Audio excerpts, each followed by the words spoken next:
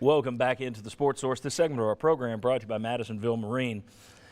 They do a tremendous job with their new boats, but I'm going to take this a little off center here. Let's go to the wide shot here, Mr. Chris. Madisonville Marine, you see the website, madmarine.com, but you bought one of their used boats. Yes, I did. Happy with your G3? Incredibly happy with my G3 and Yamaha engine. And Yamaha engine, which they sell at Madisonville Marine. You were also happy with your service. Fantastic service. Matter of fact, better service than, I'm not going to say that, than any car dealership, but you got a problem, they fix it, and they fix it quick. There you go. Madisonville Marine, folks. Right from the guys on set, they know. All right. Rick Barnes got a commitment for 2019 this week when New Yorker Devontae Gaines committed. And again, that's 2019. He is 6'6", 175 is what he's listed at. Jimmy, he told you he's 6'6", 165, so he is a beanpole. Yeah, I talked to him this Saturday committed, and he said that he weighed 165. His goal is to get to 190 or 200 before he gets to college. Skinny dude. All right, well, here's the thing. He's not a bad player in terms of star rankings, in terms of where he's ranked nationally.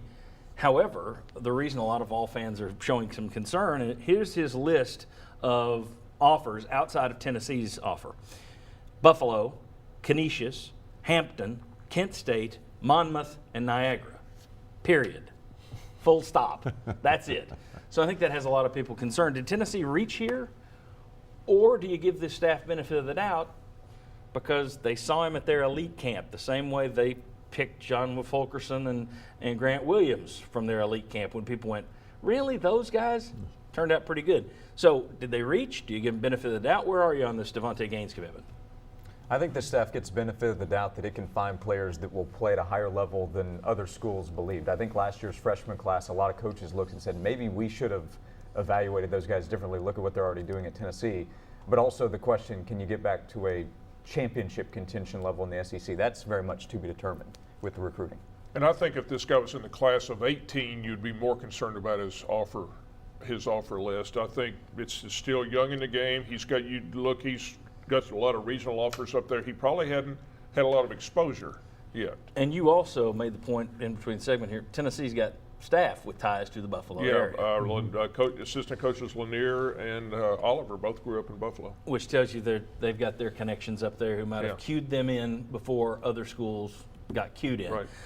Let me put up a schedule now. Here's Tennessee's non-conference schedule for the year ahead. Mike Strange is going to ask you about this. You got Presbyterian, High Point at home. Then you're at the Battle for Atlantis. That's in the Bahamas. You got Mercer, at Georgia Tech, Lipscomb, and then North Carolina coming to Thompson Bowling. That's big. Furman, at Wake Forest, and then the Big 12 Challenge has you going to Iowa State this year. Some good names in there. Some of the typical local yokels on there that aren't big names.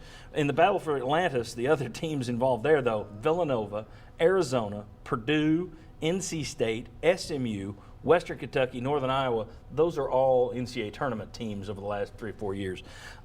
Mike Strange, your thoughts on that non-conference schedule? Well, first of all, North Carolina coming to Thompson Bowling is a big deal. It's been talked about forever. Nobody got it done until Rick Barnes did. I like Wake Forest, Georgia Tech. Those are good quality opponents. And you look at some of the others. You got we see a Carolinas trend here. You got Furman, Presbyterian, High Point, that regional team. And you got Rick Barnes is from Hickory, North Carolina. I think overall it's a good schedule. I think Presbyterian is one of the worst RPI teams in the country. I don't know why you fool with them unless you know the coach and like him, but there's enough good games to make up for that. Especially at the Battle for Atlantis, you should be getting some good games. At least 2 out of the 3 should be good. And really, if you get any of those, they're going to be dangerous teams. And as Josh pointed out in between segments, Rick Stansbury, of course, the former Mississippi State coach, he's at Western Kentucky now, and if you haven't been keeping up with their recruiting, it's fantastic. Guy recruits well to Western Kentucky and Mississippi State. Just going to leave it at that. Rick Stansbury. All right. When we come back, we're going to talk it's our fast finish. Holly Warlick, UT's revenue, and high school sports that might be in trouble. Come on back on the Sports Source.